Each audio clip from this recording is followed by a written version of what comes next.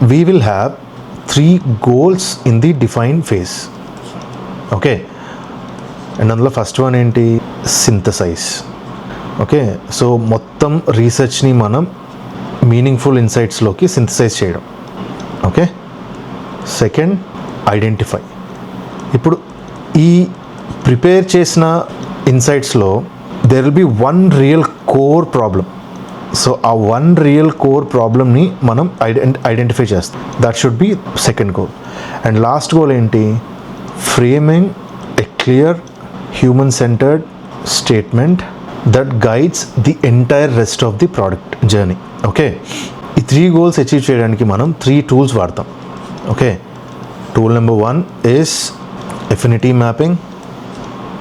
Tool number 2 is POV statement.